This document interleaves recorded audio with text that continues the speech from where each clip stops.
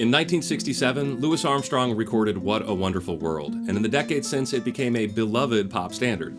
However, the song's release was completely sabotaged. There's a fascinating story here behind how this track almost never got recorded at all. But I'm saving that story for the end. What this video is really all about is the harmony behind this song, which means what kind of chords are appearing, how do they move from one to the other, how does that affect us as listeners, and more importantly, from my perspective, how can we relate these to music theory concepts? That way we can utilize these same tricks in our own compositions. To begin, you need to know the song is in the key of F major, and I will be performing it and teaching it in the key of F major. However, it's really uncomfortable on the guitar to play all these chords the right way in the key of F, so instead I'm using a capo for the first time ever on this channel, and that means that you're actually going to see two chord symbols. The real chord will be F major, and that's what you'll see on screen, but for us special guitarists, I'm also going to include another chord symbol, which is the chord shape that you would use. So in this case, you'll see the chord shape C, because my fingers need to play a C shape.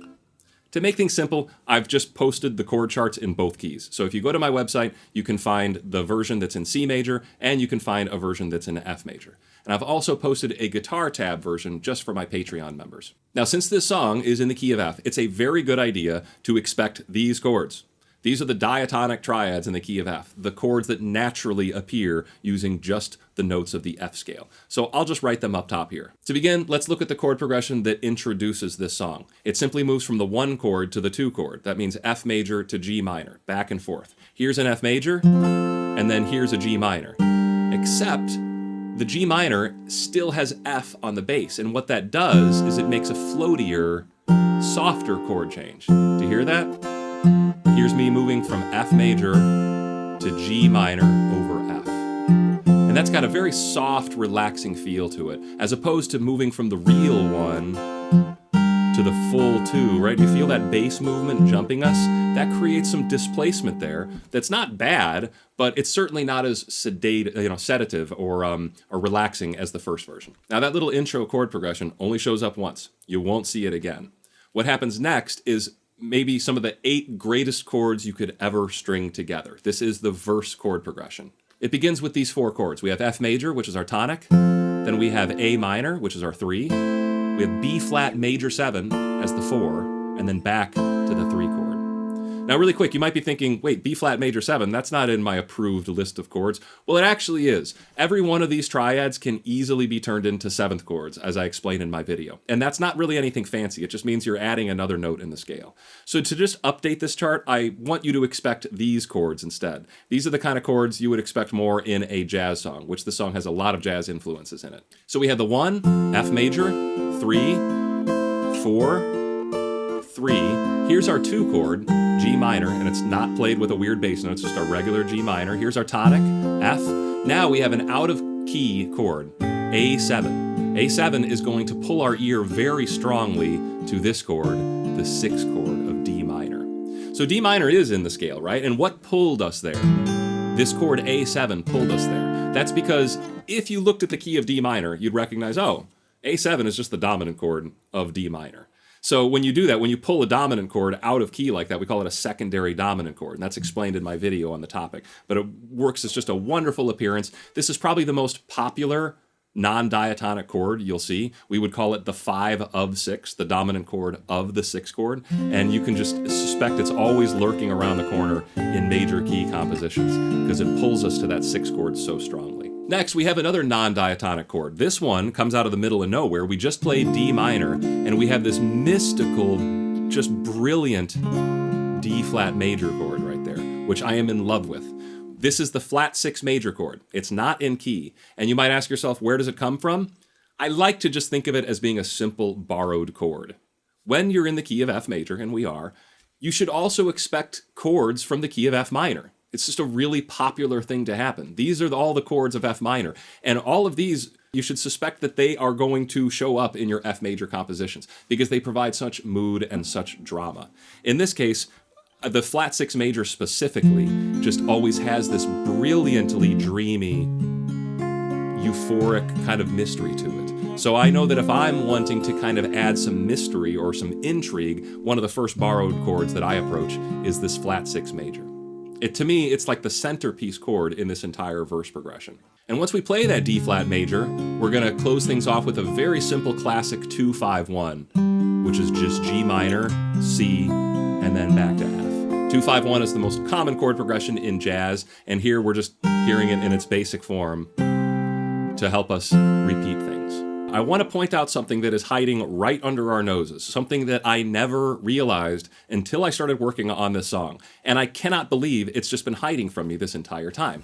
If you listen to the highest notes of the song, the melody notes, the notes that Louis is singing, the notes that the violins are playing, the notes that the choirs are really backing up, that melody is not original at all. That melody has been used for hundreds of years, and I'll just play the notes all on their own. The notes that they're singing are these notes. This is the melody of What a Wonderful World, which hopefully you recognize as Twinkle Twinkle Little Star, the alphabet song. All of these were derived from a Mozart piece, which was derived from a French folk tune. So this is a melody that is hundreds of years old, which might be why the song just feels so familiar to us, but I can't believe that I never noticed it. The melody has been reharmonized. That's what it means. We would normally expect that melody with simple 1-4-5 chords instead of secondary dominance and all the minor chords associated. So it just shows you that if you really know your chord theory, you can take a simple melody and you can replace the chords underneath to create these wonderful variations of it.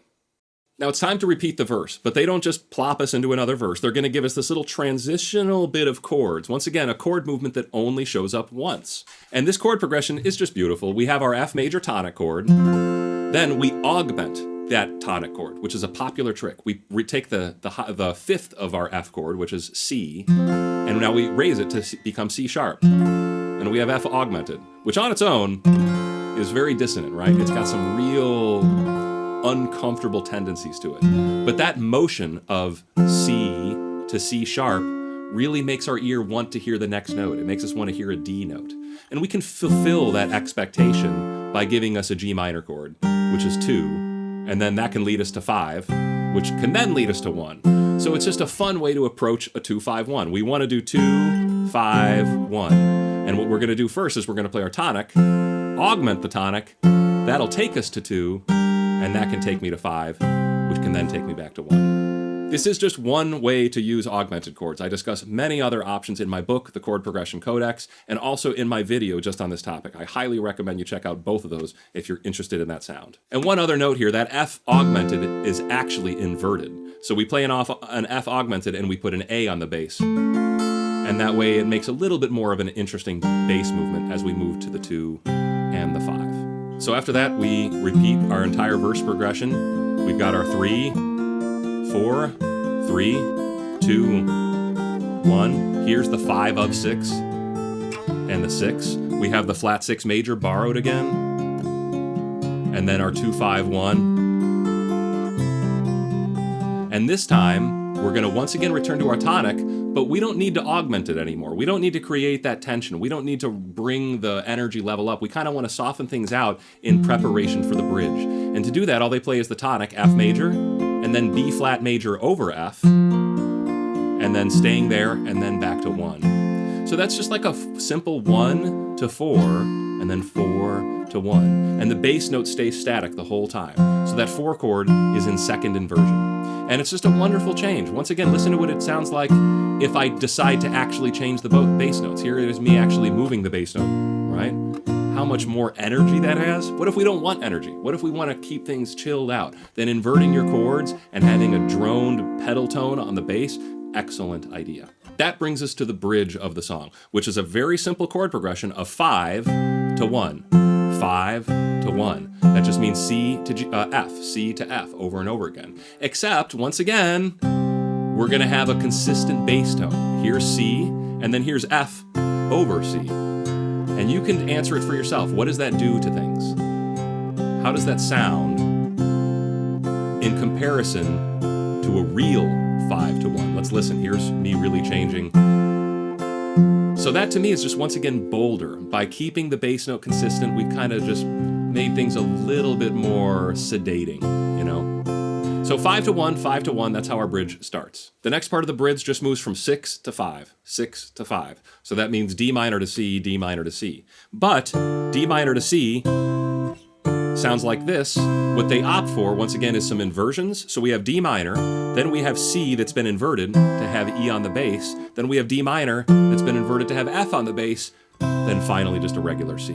So it shows you that a simple chord, 2-chord movement of just, D minor to C, D minor to C, can be easily enhanced with the clever use of some inversions. And that's kind of the whole point of inverted chord, is to get the bass doing something other than just the root note.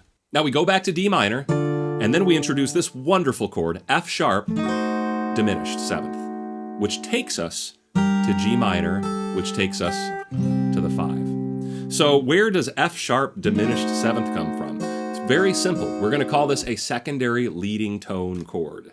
These are chords that we use to get places, right? We want to get to this chord. We want to get to G minor. And you already know that, we could use a secondary dominant. We've discussed that. But you know what else we can do? Instead of using a secondary dominant, we can do this. Go down a half step. What's a half step down from G? Well, that's F sharp. And just play a diminished 7th chord there. So here's an F sharp diminished 7th chord. That will resolve to G minor. That's the shortcut to finding your secondary leading tone chord. And the way we'll label this, we'll call it the 7 of 2. We know that this is the 2 chord, and this is the 7th triad of that 2 chord, which helps us get to our 5 chord right there. So the only diminished chord in the song, and just a perfect use for it. It comes in right where it needs to help us approach another 2-5-1. From there, we have one more repetition of our verse chords, working through the entire thing, our Twinkle Twinkle Little Star all the way over again, the borrowed chord, the 2-5-1. However, this time, it's time to close out the song. So they bring in a chord for the very first time. It's like the classic chord you introduce when you want to tell the audience that, show's almost over, and that chord is another secondary dominant. It's this one. It's a D7 chord, right? But doesn't that kind of really telegraph that things are about to end? This is the 5 of 2. This is the dominant chord of G minor. So it really wants to take me to G minor, right? But they approach that D7 chord, they approach that show tunesy chord with some real style. Let's start off with an F major chord. And what I'm going to do is I'm going to take the highest note and the lowest note, and I'm going to move them both down a whole step. But I'll leave the middle notes of my chord the same. And what that leaves me is with this chord right here. This is an A half diminished chord, or A minor 7 flat 5, but it's got E flat on the bass. All right? And that might seem like, where in the world did that come? It's not actually that crazy. This is just a regular secondary 2-5-1 that's approaching our 2 chord, right? So to explain that, let's really briefly look at G minor. We're trying to get to G minor. And what's a really stylish way to get there? Well, we could do a dominant chord resolution, but we could also do a 2-5-1 resolution to get there. So we're basically, here's an F major, here's the 2 of G minor, here's the 5 of G minor, and then finally we get the G minor. All right, so it's a secondary 2-5-1 movement, which is the kind of thing you see a lot in jazz tunes. Except they don't resolve to G minor. No, they actually resolve to a watered down version of G minor, which I really prefer. This is a G7 suspended 4, which I know has a crazy name, but it just means that you're removing the 3rd, and it means you're also having a flat 7 in there. So again, I've got F major, and then I've got A half diminished over E flat. Then I have D7, which is the dominant chord of G minor, and that's going to take me to G minor, except I play it as G7 sus 4, the 2 chord, which takes me to the 5 chord, C. Except I'm not going to play C. I'm not going to play C7. I'm going to play C7 with a flatted 9th. This is an altered dominant chord. It's a really crunchy, dissonant version of my 5 chord. And that's exactly how altered dominant chords usually show up. I have a lesson on this topic, but the shortcut is anytime you see the dominant chord, try putting in some kind of altered dominant chord there and see what you get. In this case, we're playing C7 flat 9, which will help me resolve back to my tonic chord of F. And once I find that F, I play an F a 4 chord that's pedaled, and then I come back to my tonic again. So that last chord progression is just F, B flat over F, and then back to F. And then the song ends with a very satisfying ooh, yeah. So that is my interpretation of the harmony in the song, and it's got all of my favorite tricks. We've got diatonic chords. We see those diatonic chords get extended into 7th chords. Then we see some borrowed chords. We see some secondary dominants. We've got a secondary leading tone chord in there, and we have a secondary 2-5-1 chord progression. If you like this kind of analysis, I can promise you will be in love with my book, The Chord Progression Codex. It teaches modern harmony like this. It helps you build up the skills of music theory and analyzes lots of modern music to help understand what kind of tricks are happening and how can I apply them in my own songs. But to close out, I do think it's really worth sharing the story behind how this song almost never got made. You see, ABC Records had just signed Louis Armstrong on as a new talent, and the president of ABC Records was a guy named Larry Newton. Larry Newton decided to come by the recording studio the night that his new talent was recording, and he was expecting to hear a fast, upbeat pop song get recorded, something that people would dance to. Instead, he showed up to the studio and he heard this slow 6/8 ballad being played, and he freaked out. He actually tried shutting down the recording studio completely that night, and fortunately somebody locked him out. But he took it really personally, and he completely prevented the song from being released in the United States. It went to the #1 on the European charts pretty quickly, but never got any promotion in the US. And there was lawsuits involved, and eventually the song, the cream rises to the top, and eventually it did make its way to the #1 charts here in America. But I just think that's an embarrassing story for good old Larry, and we should be grateful that the song actually made it out and that we get to sit here and enjoy it. Anyways, I hope you appreciated this video, and I hope you enjoyed it and learned something from it. If you did enjoy this video, please check out my Patreon account. That's just a way of saying thank you. It's like an online tip jar, and really the reason this channel exists is because of many dedicated and patient Patreon supporters. If you don't want to do any of that though, please just like this video, subscribe to this channel, comment below, and share this video with your friends. That kind of stuff really helps me out. Thanks for watching, and I will see you next time.